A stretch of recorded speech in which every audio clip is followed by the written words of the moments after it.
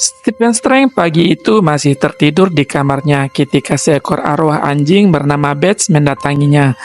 Bats akhir-akhir ini selalu membangunkannya setiap pagi dan mengajaknya berjalan kaki di pagi hari. Stephen pun bergegas ke kamar mandi dan bersiap.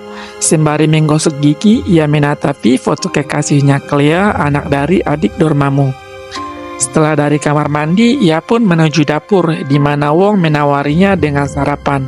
Tapi ia hanya meminta secangkir kopi. Stephen pun membawa Bats berjalan di pagi itu sambil memikirkan tentang sebuah legenda Slavik bernama Koschei yang berhasil membuat dirinya abadi, di mana ia menjadi terobsesi dengan keabadian. Setelah itu, ia kembali menjalankan profesinya sebagai dokter bedah sejak kedua tangannya telah sembuh dari kecelakaan yang membuatnya belajar sihir. Stephen sedang menikmati kopinya setelah bekerja di siang itu ketika ia melihat sebuah ledakan aura berwarna pink menjulang di salah satu sisi kota. Melihat hal itu, ia pun berubah menjadi Dr. Strange dan segera menuju lokasi. Di lokasi tersebut, tampaklah seseorang yang sedang bertumpu dengan kedua lututnya. Cahaya seperti api berpendar dari tubuhnya. Orang itu berteriak dan tampak kesakitan. Dr. Strange pun segera mengambil alih sebelum polisi yang ada di situ menembakkan peluru mereka. Dr. Strange dengan menggunakan kekuatannya memasuki pikiran orang itu untuk berkomunikasi karena orang itu tidak dapat diajak bicara dengan pengaruh mistis yang sedang dialaminya. Namanya Pavel Plotnik. Ia mengakui ia telah melakukan ritual Sinibus untuk mendapatkan kekuatan agar disegani. Tapi dengan ritual itu terjadi keanehan. Hal itu membuatnya mendengar hal-hal tentang kematian dan ia tidak dapat menghentikan efek samping dari ritual itu sendirian.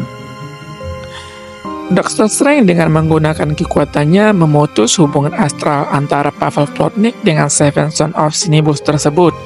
Dengan begitu berakhirlah penderitaan dan kegaduhan yang disebabkan oleh ritual yang dilakukan oleh Mr. Plotnik. Dr. Strange melihat jam tangannya. Ia tampak tergesa-gesa. Ia lalu berkata akan menemui Mr. Plotnik nantinya untuk mencari tahu lebih lanjut mengenai kejadian tersebut dan berpesan kepada polisi agar Mr. Plotnik mendapat perawatan medis. Selanjutnya, Dr. Strange sedang memberikan ceramah di sebuah kelas di Strange Academy. Ia menceritakan bahwa menjadi Sorcerer Supreme adalah berkat yang diberikan kepadanya oleh Visanti. Sebagai Sorcerer Supreme, ia diberikan tugas untuk melindungi Mumi dari serangan dimensi lain. Ia juga berkata, ia tak akan selamanya menjadi Sorcerer Supreme dan pada suatu saat nanti Visanti akan memilih penggantinya. Dan bisa saja orang itu adalah salah satu dari murid-murid Strange Academy. Ketika Dr. Strange berjalan keluar kelas, salah satu murid Strange Academy bernama Doyle menghampirinya. Ia mengatakan sesuatu yang aneh telah terjadi dan bertanya apakah Dr. Strange pernah mendengar sesuatu dari ayahnya Dormammu. Tapi Dr. Strange menjawab belum. Doyle lalu berkata, aku terhubung dengan Dark Dimension. Aku merasakan sesuatu yang janggal. Sesuatu sedang terjadi di dimensi luar dan itu sangat menggangguku. Dr. Strange menjawab, ini bukan pertama kalinya ia berhadapan dengan kejanggalan dari dimensi luar, di mana sebelumnya apa yang terjadi dengan Pavel Plotnik adalah salah satunya. Keanehan selanjutnya, tiba-tiba Dr. Strange dipanggil karena telah terjadi serangan di lapangan baseball sekolah. Para penyusup itu adalah demon yang berasal dari Limbo yang ingin menculik anak-anak untuk dipanen jiwanya. Dr. Strange bersama Magic saling bahu-membahu menghajar para demon penyusup tersebut. Mereka pun mengembalikan makhluk-makhluk jahat itu ke tempat asalnya dan menutup portal mereka. Sore itu, Stephen Strange hanya sendirian di Sanctum Sanctorum. Wong sedang ikut kelas menggambar, dan Bats si arwah anjing sedang bermain catur di taman. Hanya dengan memakai jubah kamar mandi, ia melepaskan lelah dengan merendam kakinya, sambil terus memikirkan obsesinya dengan keabadian Koschei. Tiba-tiba terdengar ketukan di pintu depan.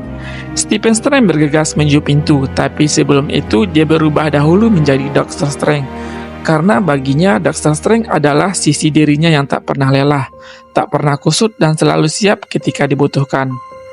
Dr. Strange membuka pintu dan terkejut mendapati tamu yang tidak terduga tersebut, yaitu sebuah bayangan hitam.